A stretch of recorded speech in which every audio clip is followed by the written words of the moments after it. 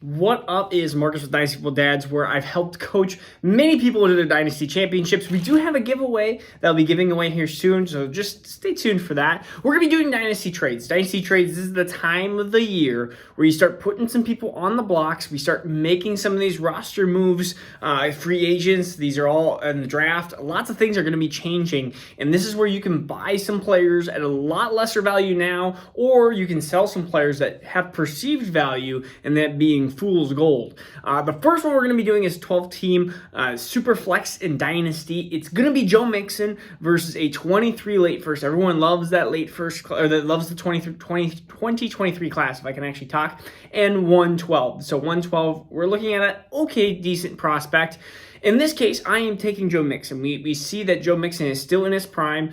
He's not like 26, 27 years old, yet he's 25 years old. And so when you're talking about a Joe Mixon top 15 dynasty running back, and even somebody that could be a top 5 running back when healthy, and has shown on a points per game basis, if he's been healthy, he's been super good. Top 5 running back this last year, and I'm going to keep Joe Mixon. I think that Joe Mixon is right now kind of a decent value. He's not going to be as valued as probably even like you look at Austin Eckler or DeAndre Swift or of course Jonathan Taylor's the cream of the crop, but he's not going to be up valued that high.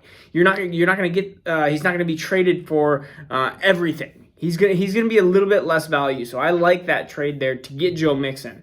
The next trade down, this is a tough one. Kind of a tough one. 10-team, and this was actually voted on. It was 45% to 55%. Tyreek Hill, 1 QB. It doesn't really matter because it's going to be all wide receivers. But Tyreek Hill, Elijah Moore, and Devontae Smith. So Elijah Moore and Devontae Smith for Tyreek Hill.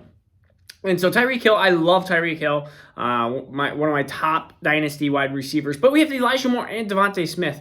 And so this is a case where I'm going to take the 2 for 1. I think Elijah Moore is a really good wide receiver. And I think Devontae Smith is one of the most talented wide receivers in the last couple of classes combined. And we look at how Jamar Chase is, and I see them as very similar prospects talent-wise. I just think Devontae Smith is stuck in the Jalen Hurts basically warped black hole. So one of the things is I think Devontae Smith and Elijah Moore, I would rather have those two, because I could foresee Elijah Moore being wide receiver 10, and I could see Devontae Smith being like wide receiver 15, or vice versa, and you're getting 2 top, probably 15 wide receivers a bunch of seasons coming up, because they're super young as well. Elijah Moore 21, so you're talking about you could have 10 years of 2 guys versus 3-4 years of Tyreek Hill, and Tyreek Hill has been up and down this last half season, so there is a little bit of concern. All right, so 12-team. Now this was after the Kamara news, so just keep that in perspective. 1 QB, tight end premium. We have Mahomes in a 2023 second. Everyone loves that 2023 class.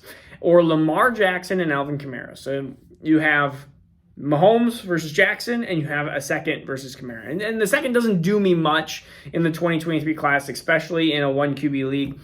So realistically, you have Mahomes versus Jackson, and you have Kamara. And this is 1 QB. If this is super flex, I feel like I'm keeping the Mahomes side.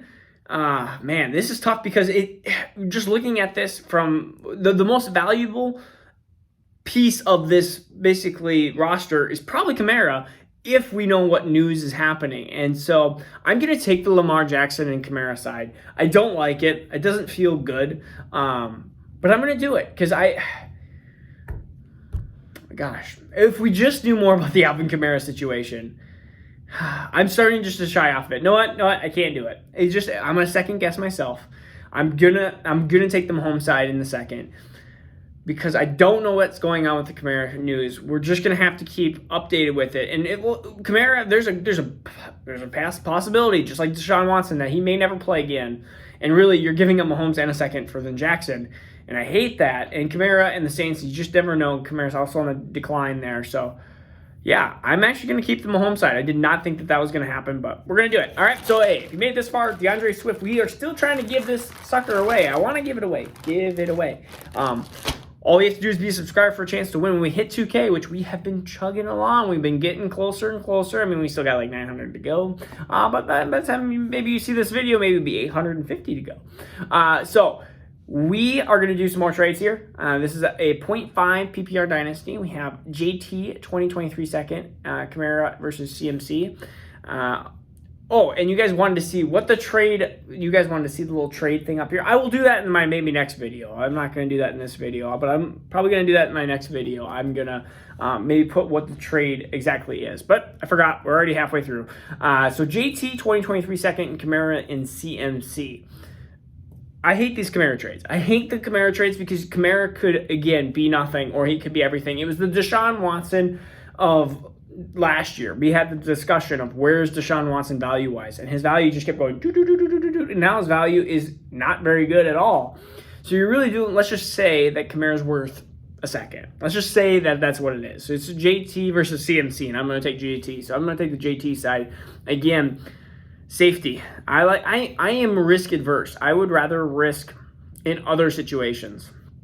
I like safety, but I'd rather risk not giving away like JT. Like if you're going to say, hey, you have to risk something, I'd rather risk a 2023 first and get J.K. Dobbins, or I would rather risk something and get Travis Etienne, or I'd rather throw dart throws into like the second round and try to get more risky that way versus trying to give away my cornerstones, which we're going to be doing next. I am not giving away cornerstones unless I am getting the gold treasure at the end. I don't know where I was going with that, but I want everything. I literally want like your firstborn child. I want naming rights at least to the firstborn child. I want everything. If I'm giving up Jonathan Taylor, Jamar Chase, Justin Jefferson, if I'm getting rid of them on my away from my team. I mean, that's what you're going to have to give up. 2022 101 is one QB, so we'll just say Breece Hall. Breece Hall, or I guess you could say Treylon Burks, Rashad Bateman, or Elijah Moore, and 2023 firsts.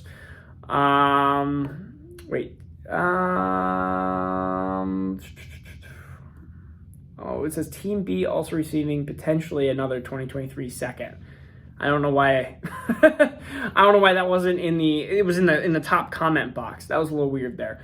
So Breece Hall, Rashad Bateman, Elijah Moore, 2023 first. We'll just say it that way. I'm going to take Elijah Moore in the 2023 first. Elijah Moore greater than Rashad Bateman at this point. 101 Breece Hall is awesome, but it depends where these 2023 firsts are. Of course, you're getting two of them versus 101, and you're getting the difference between Elijah Moore and Bateman. And right now, I have a lot more confidence in Elijah Moore, so it's a closer trade than I originally thought. That second added into it makes it even more easy. It says, where would you rank these four? Not a dynasty trade. Darnell Mooney, Adam Thielen, Amon-Ra St. Brown, and Deontay Johnson in dynasty football. Deontay Johnson is number one on this list. It goes Deontay Johnson, Amon-Ra St. Brown, Darnell Mooney, and Adam Thielen. Yeah, I'm going to do it that way. Adam Thielen, again, he's at that point where he has declined. He's just coming off now ankle surgery. Darnell Mooney, again, could be the wide receiver one in Chicago with Justin Fields. Amon-Ra St. Brown, you saw the second half of him. I do think a lot is going to change. You're going to have Swift. You're going to have Hawkinson. You're probably going to have a 2022 wide receiver there, which does hurt Amon-Ra St. Brown. But Deontay Johnson is the number one here, and that's pretty fairly easy, I think, even with a bad potential quarterback in 2022. What side do I prefer? CMC, Mac Jones versus Josh Allen. Super flex. Again, if this is super flex, Josh Allen is what I would consider a cornerstone quarterback. We could just say there's probably four. There's Mahomes, Allen, Herbert, and why am I missing the other one? Mahomes, Allen, Herbert. I'm thinking Mahomes, Allen, Herbert. I'm thinking of the other one. Oh, Kyler Murray, I guess you could probably say. Kyler Murray's up there. He's probably up there as well. And Burrow could move into that category. But at this point, Josh Allen is not going to be traded for CMC and Mac Jones. Like, Mac Jones is a quality QB2 in football. And my biggest complaint about people shooting Mac Jones up the Superflex boards of rookies last year is that he is not a mobile quarterback. The highest you're ever going to get out of Mac Jones is probably QB like 8.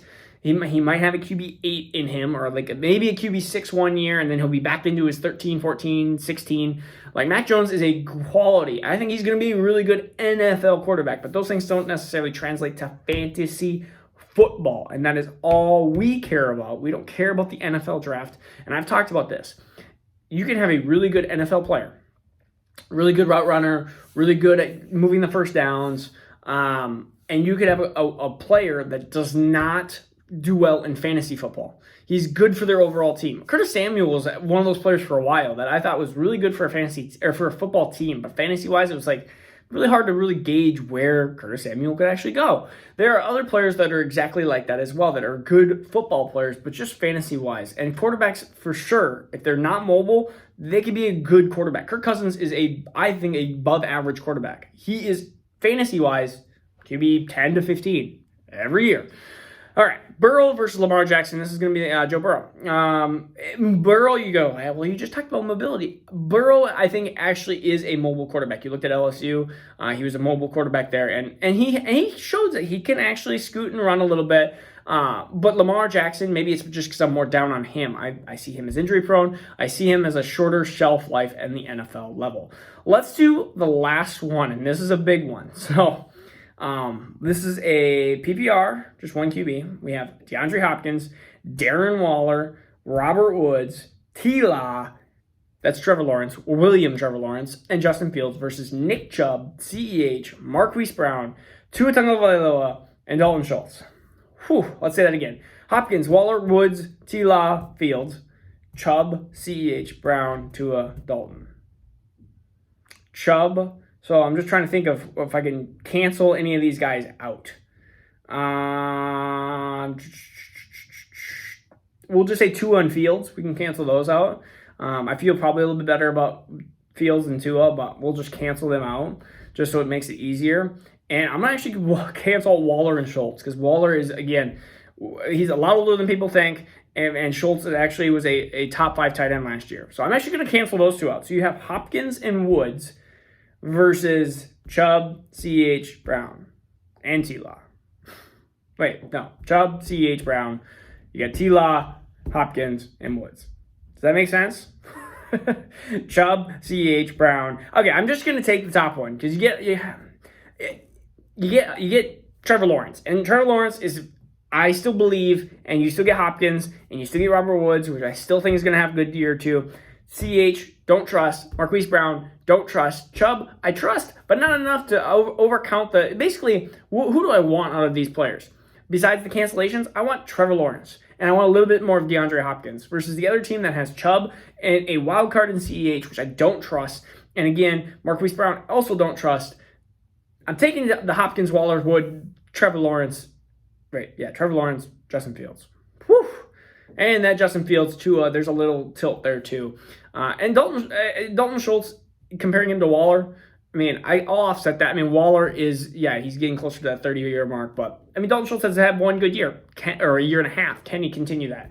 All right. Sorry I didn't post anything up here. That might have been a little bit of a choppier video because I'm trying to react to these live. I'm trying to have you think of my thought process. I'm trying to think out loud as I look at a trade and you look at a trade. Do we look at it similar? Do we look at it differently? Do we go through the same thought process?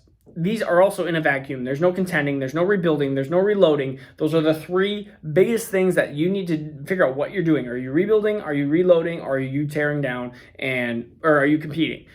So those are the big 3. Again, competing, rebuilding, reloading. And if you got to figure out where you are, because these trades can definitely alter that. And you need to be okay, how do I counter and make sure that I counter correctly so then I can continue to build my team. All right, this is Marcus with Dynasty Fun.